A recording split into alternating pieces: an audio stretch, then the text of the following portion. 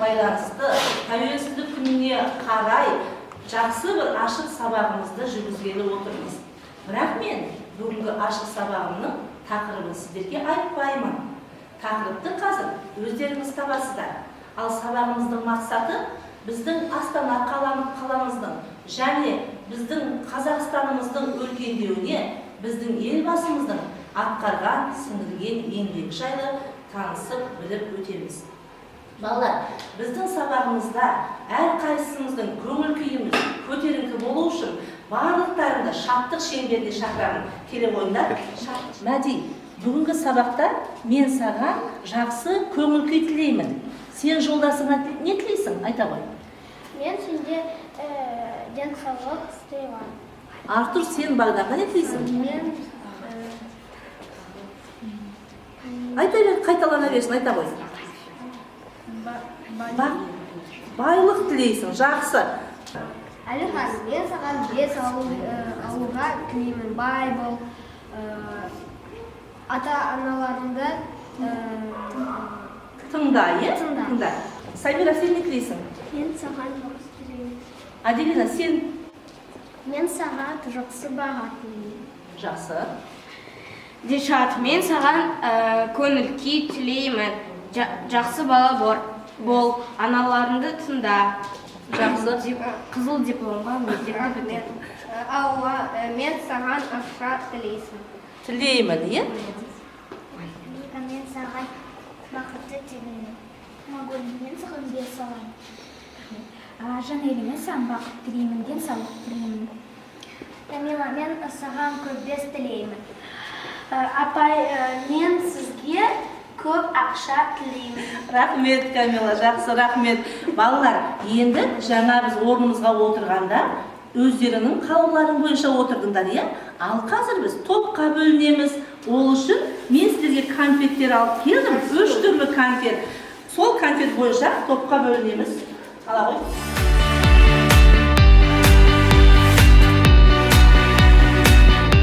Жақсы. Енді конфетімізге қараймыз, кәне. Қолымызды көтереміз. Кімде рачки деген конфеттер бар? Рачки у кого есть? Рачки деген конфет кімде бар? Олар бірінші топқа отырады на первую группу. У вас первая группа. У кого вишня? 4 штуки, там 4 шиеден конфеттер кімде бар, кәне? Иә, сен на топқа бар. Оларда екінші топ болады. Кімде бір конфет? Палена деген, олар үшінші топ болады. Сіздер мына жаққа отырасыздар. Сен рачки мына бірінші топқа отырасың. Сен рачки бірінші топқа отырасың. Сен мына жаққа барасың. Сен Алихан мына жаққа отырасың. Балалар, біз не сіздерге біздің конфеттеріміз арқылы 3 топқа бөліндік. Енді қазір зулды әдісі арқылы тез-тез өткен сабақтарда қандай тақырыптар өткенімізді айтып кетейікші, кәне. Кім айтады? Біз сіздермен бүгінгі күнге дейін қандай тақырыптар өттік? Астана қаласы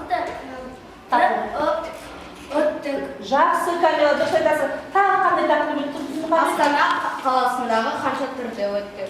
Жақсы, жарайсың. Тағы да қандай айта ғой? Астана школьник. Астана қаласындағы оқушылар сарайы. Жақсы, тағы да қандай тақырып өттік? Айта ғой?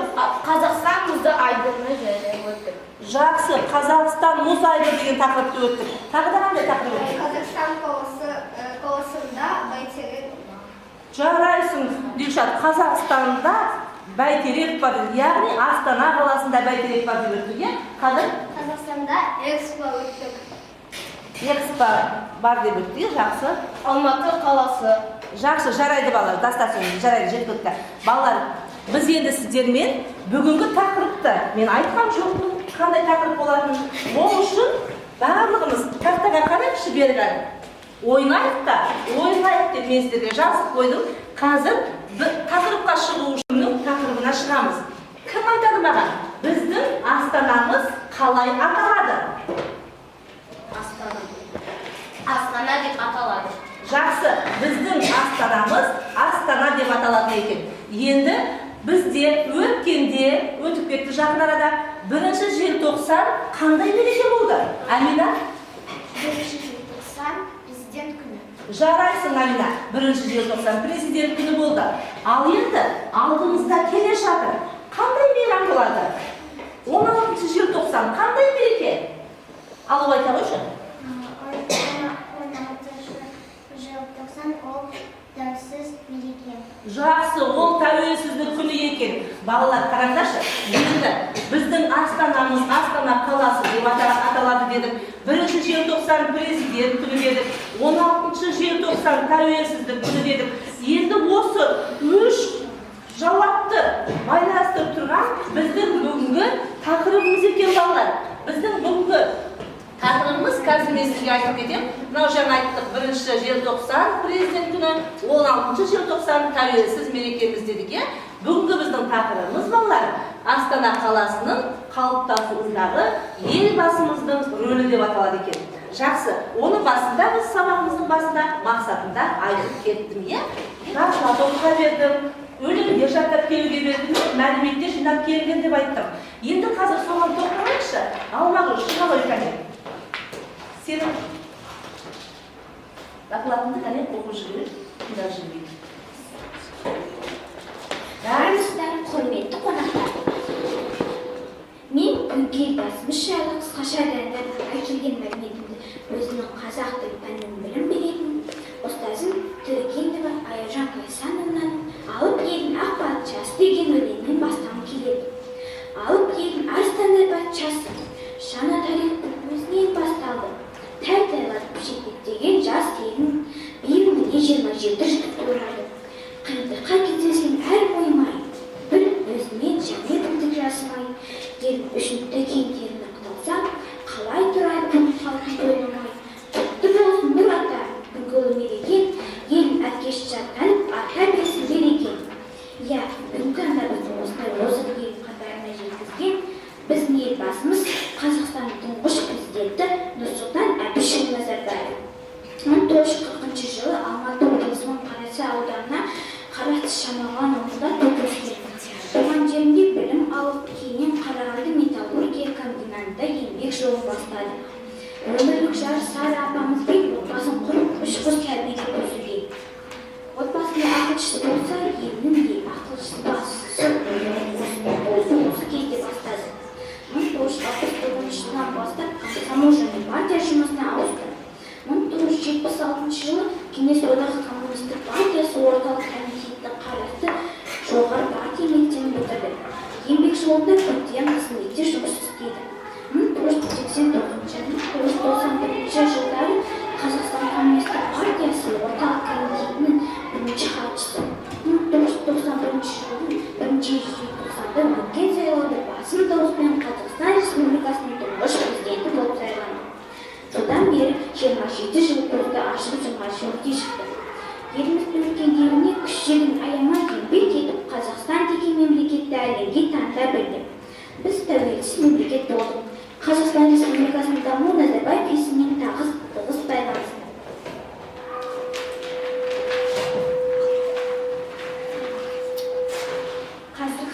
Қазіргі таңда еліміз дамыған елдердің қатарына қосылып, көптеген жылдар бойы аңсаған армандарымызға қол жеткізе бастады. Жеткіншек ұрпаққа деген қамқорлықты ерекше атап өту керек. Көптеген балабақшалар мен жаңа таралған сай мектептерге қол жеткізді. Елордамыздың бас қаласы Астана қаласының орын тепкен Назарбаев университеті. Ол болашақ жастардың нағыз Қазақстанның білімді білікті азаматтар етіп тәрбиелеп жатыр. Келе жатқан астанамыз барша үшін мақтанышы. Барша халықты бір шаңырақтың Астана жер білген елбасымызбен бірге адымдап алдыға ұмтыла берейік. Назарларыңызға рахмет. Енді балалар, өлеңдер жаттап келіңдер деп айтқанмын, е? Кәне, кім бастайды өлеңдерді? Алуа, келе ғой. Орында тұрып айтуға да болады, орында тұрып айта ғой. Ел орнатылған, ұлтқа оратты болған, халқы патша сайылған Нұрлы Сұлтан Нұрсұлтан. Жақсы, келесі кім кәне? Бүкіл әлем таңқылған, парасаты данышпан, ойынған панталан, Нұрлы Сұлтан Нұрсұлтан. Жарайды, келесі. Дінмен ұлты жинаған, мәмлеге шақырған, бейбіт күнге жол салған, нұрлы сұлтан, Нұр Сұлтан. Жарайды, жарайсың, жақсы. Енді тағы да біздің мәліметтеріміз бар екен. Дінмұхаммед, оқи қой. Мен Қазақстан атты тамаша мемлекетте тұрамын. Қазақстан көп ұлтты мемлекет. Қазақстан өз еркімен дамыған тәуелсіз мемлекет. Қазақстандағы бірлік пен ынтымақтастық ол біздің президентіміз Нұрсұлтан Әбішұлы Назарбаевтың еңбегі. Елбасы мен бүкіл елдің тағдыры байланысты. Президент сөзі латын тіліне аударылғанда көшбасшы деп аударылады. Жарайды, келесі мәне.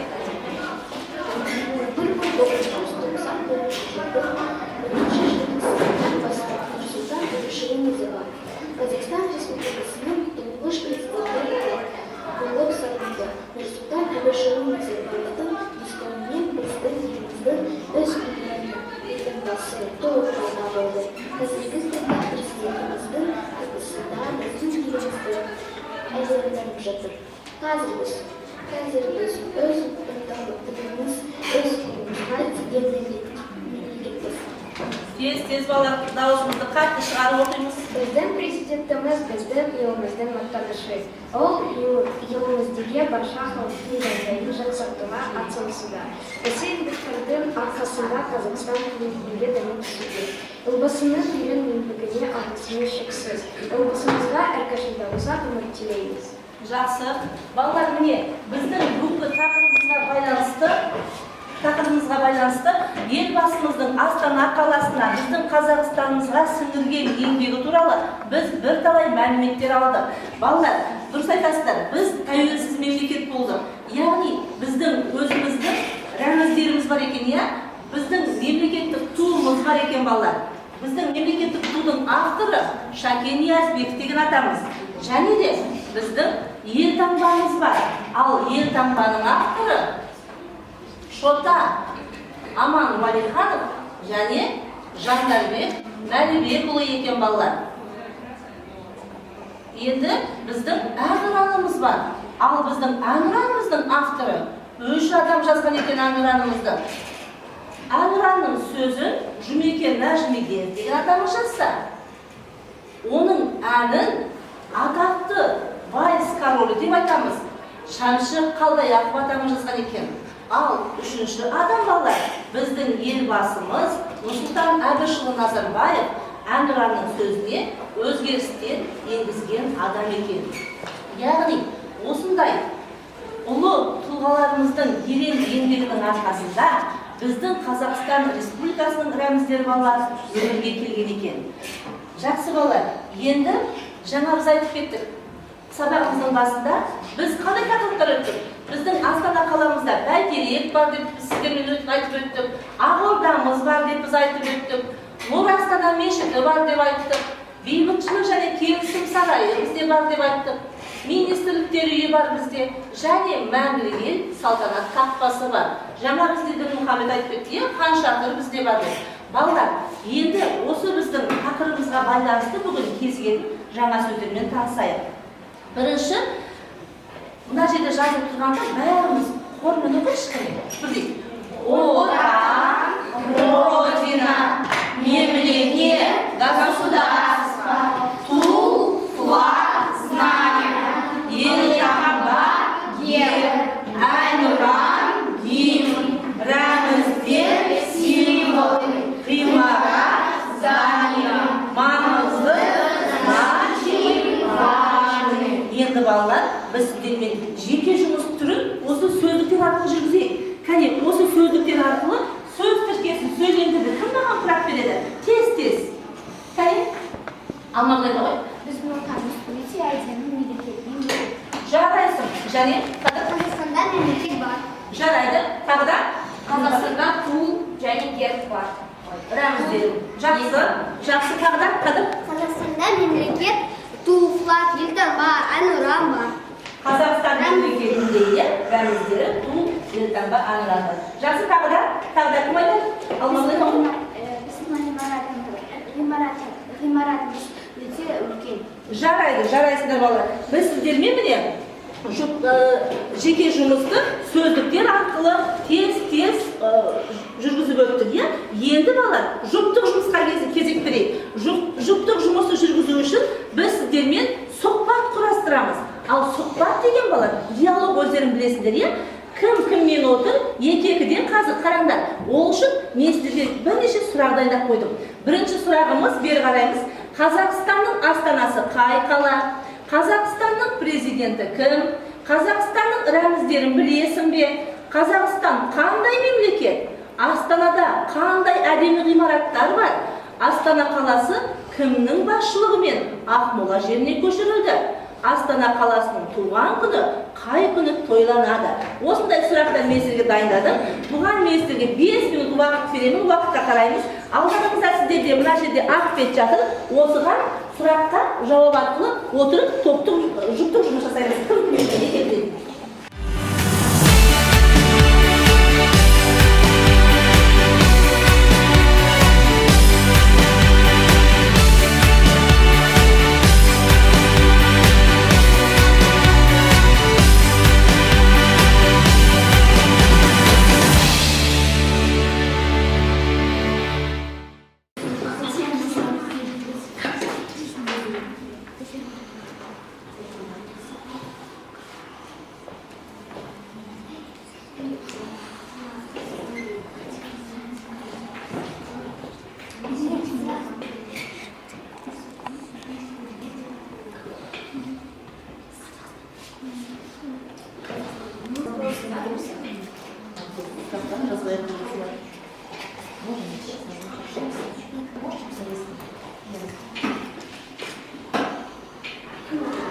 Қазір балалар, біз былай істейік. Қай топ бірінші болады, сол топтың сұхбатын тыңдайық. Уақыт таяп келе жатыр. 1 минут қалды.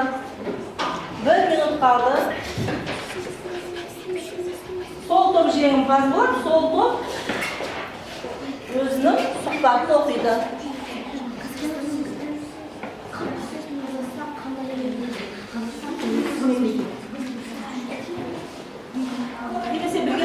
Келе ғой. Жарайсыңдар. Келе ғой. Екінші топтың балалары жылдам екен.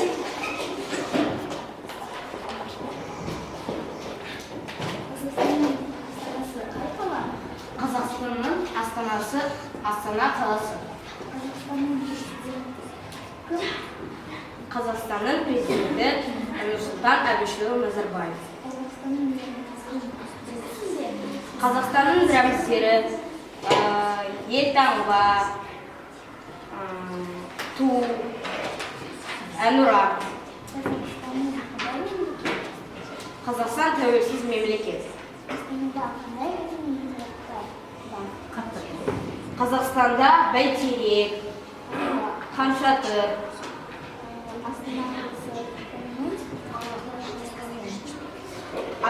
Астана қаласы Нұрсұлтан Әбішұлы Назарбаевтың басшылығымен көшірілді. Ақмола жеріне көшірілді. Ақмола жеріне көшірілді. Астана қаласының туған күні қай күн? Қай күні тойлаймыз? 1 желтоқсанда Астана. 16 желтоқсан. Астана қаласымыз қай күні тойлаймыз? Кім біледі ғане? Алуа? 6 шілдеде тойлайды екенбіздің мұқамеде. Сендер асықтыңдар ғой деген бірінші боламыз деп. Барлық сұраққа дұрыс жауап берді деді, соңғы сұрақта кішкентай мүдірділер. Жарайды бала, жаңа мен сендерге айтқанымыздың басында қай топ бірінші болады, сол топты тыңдаймыз деп.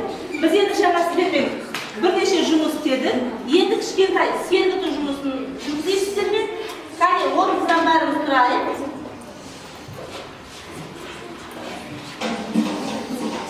Тұрайық орнымыздан. Бізде жақында мейрам болады. Бәріміз көңіл көтеріңіз болдырайық. Кәне, бірге істейміз.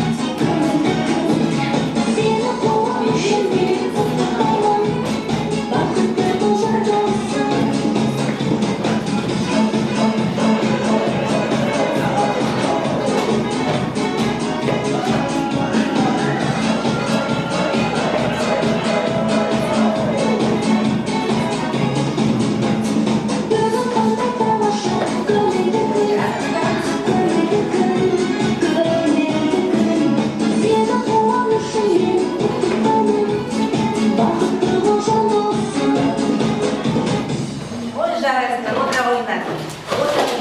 Балалар, енді біз сіздерге жеке жұмысты жүргіздік, жұрттық жұмысты жүргіздік. Енді балалар сізге топтық жұмыс жүргіземіз. Групповая работа сейчас у нас будет.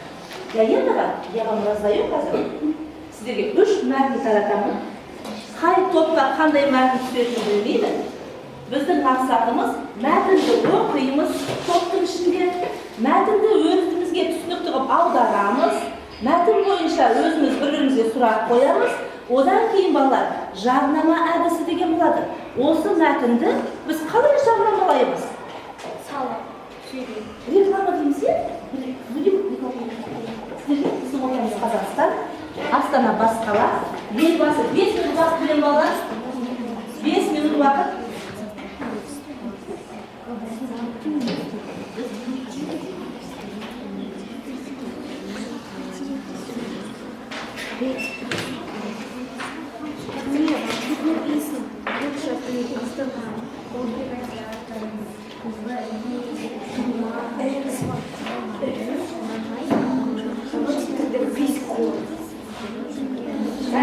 Тез етіп жүргізейік, тез етіп жүргізейік.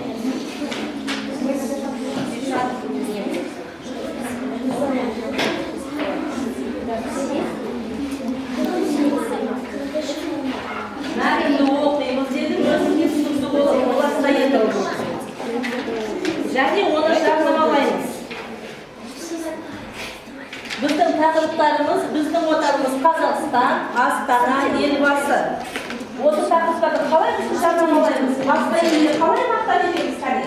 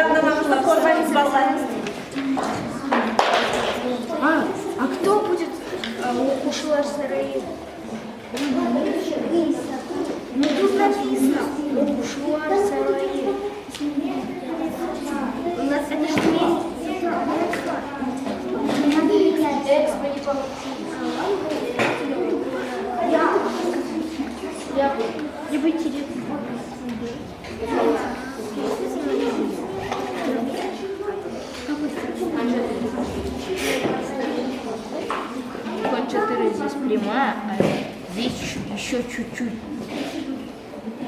Сгибная должна быть здесь. Дайте синий. У меня нет. У меня нет.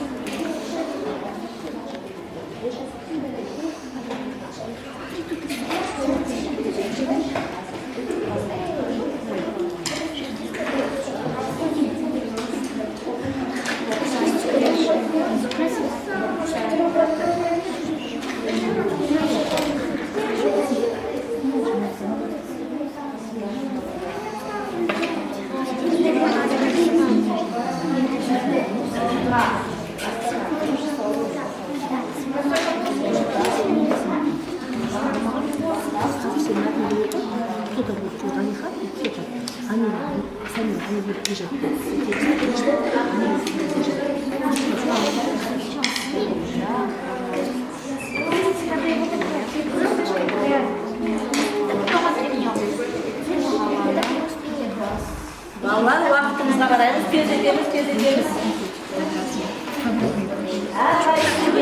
Қоймағынды қалай шармалайды екенбіз кәне?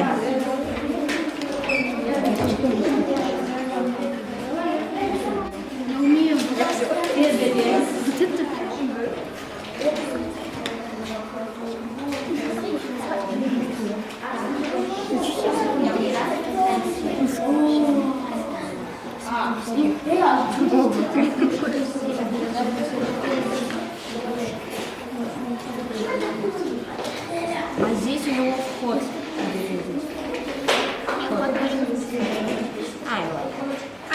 Что так криво рисует? Потому что это вот. Да, треугольник какой-то.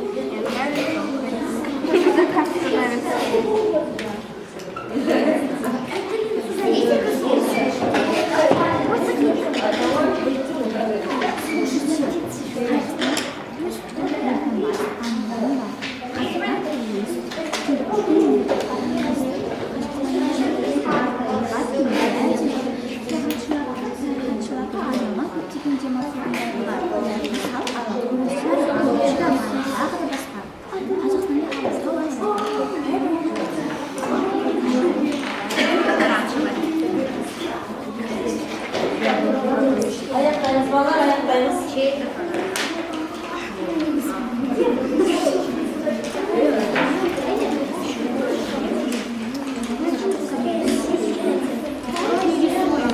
О, давай еще нарисуйте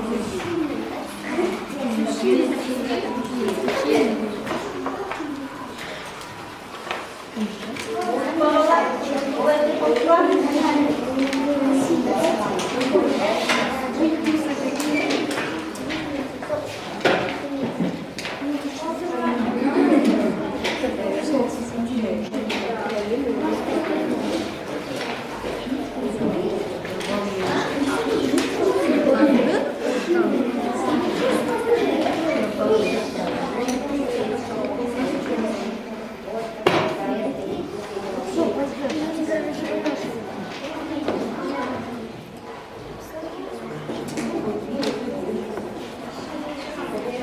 Тихо, на эти не заходите.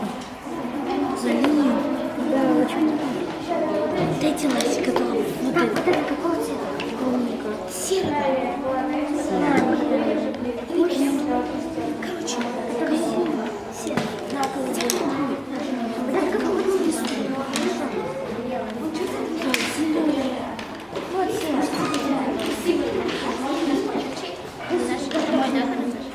Давайте. Это какой-то нормально. Заканчиваем. Время, все, заканчиваем. Все, какая группа готова уже, конец? Вторая группа. Едем, что, даете, видишь, вам скидывают. Болды, аяқтаймыз, уақыт қалды. Микрофон болмай тұр, микрофон бар. Жаным.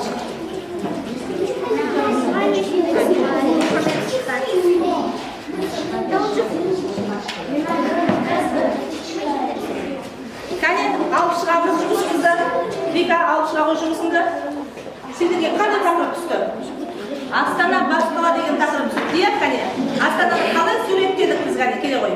Вика, ұстай ғой, бұл жағынан ұста, мына жағынан. Қандай сурет бар екен, қане, мәтінге сәйкес келе ме екен, көрейік, қане, оқи ғой. Астана бас қала. Астана 1998 жылдан бастап Астана деп аталды. Астана Есіл өзенінің бойында орналасқан. Қаланың басты нысаны Бәйтерек. Оның биіктігі 97 метр. Басында алтын шар бар, басқа әдемі ғимараттар, қанша Астана опера, театры, бейбітшілік және келісім сарайы, оқушылар сарайы, Астана циркі, думан ойын сауық орталығы және экспо жаттықтары. Астана халқы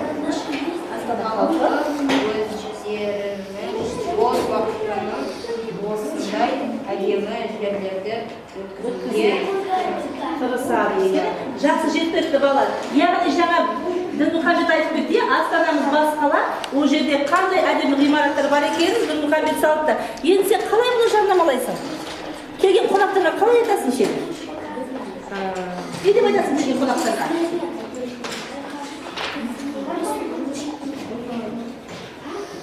Не деп айтамыз келген қонақтарға? Құрметті туристар, немесе қонақтар, бұл біздің мақтанышымыз Астана қаласы деп айтады екенбіз. Жарайды, жақсы. Қысқа нұсқаны айтайын, иә? Соғында тез қане. Жақсы балдар. Тез шығамыз болды.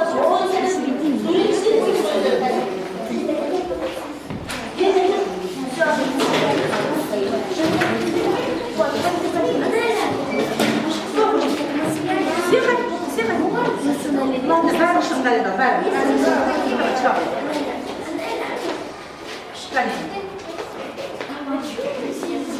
Қатты оқимыз. Біздің отанымыз Қазақстан. Қазақстан өз суында бар, әнұран бар. Қазақстан көпсізді мемлекет. Қазақстан жер табиғат өте әдемі. Саяхатшыларға арналған көптеген демалыс орындары бар. Мысал Алакөл, Сарғаш, Бурабай, тағы да басқа. Қазақстанда Алатау, Қаратау, Алтай, Баянауыл сияқты биік те әдемі таулар бар. Екі үлкен Каспий, Арал теңіздері бар. Лейген, Сырдария, Есіл сияқты өзендер бар. Біздің отанымыздың табиғаты өте керемет, тамаша. Сондықтан біздің елімізге келіп демалушылар саны жылдан көбейіп келеді. Жарайды, жақсы. Біздің жаңа осы топтың суретіне қарасақ балалар, біздің табиғатымыз өте тамаша деп айтты. Шынымен де ашық аспан, қалықтаған құстар, күлімдеген көз, биік асқар таулардың барлығын осы суретке сыйғызып, бізге жеткізіп бердіңдер балалар, иә? Рахмет. Яғни бізге келген туристар қайтеді екен біздің Қазақстанымызда жақсы демалып қайтады екен, иә? Отыра қойыңдар. Үшінші топқа ертең шығамыз, қазір келеміз.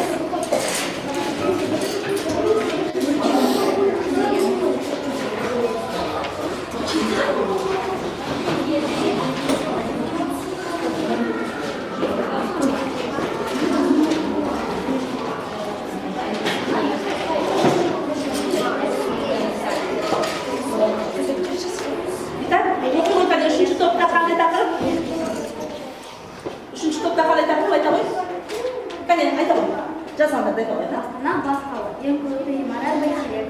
Астанада 1 миллион адам бар. Астана Қазақстанның ең әдемі қаласы. Биыл Астанаға 20 жыл. Астана болашағы үлкен қала. Астана менің мақтаныш. Жақсы балалар. Балалар, енді біз сабағымызды бекіту үшін мына сөз жұмбақтар арқылы сабағымызды бекітейік. Қане, столица деген қалай аударылады? Мемлекет.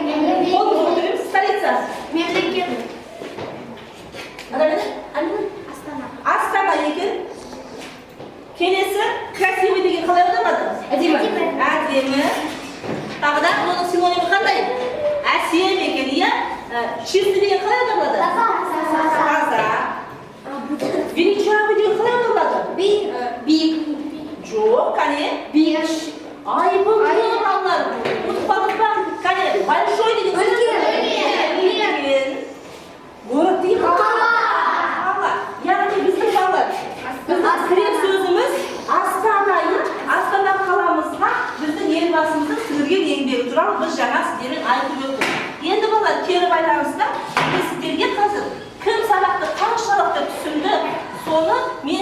бағанау парағы жаңа тараттым. Егер бүгінгі тақырыпты сіздер түсінбесеңіздер ештеңе, онда мына жерден белгілейміз. Кімде ештеңе олықсыз болды, төмен жағынан. Ал егер сіздерде сұрақ бар болса тағы да, мен ұқтым, бірақ та сұрағым бар десеңіздер, ортағы жақтан өздеріңіз табыңыздар. Ал егер мен барлығын түсіндім десеңіздер, ең жоғарғы жақтан орындарыңызды табыңыздар. Кәне белгілейміз де, мына жерге шығып, мағынмен жақсырып көрсетейік. Келе ғой, кәне шығамыз, кім белгілері шығамыз.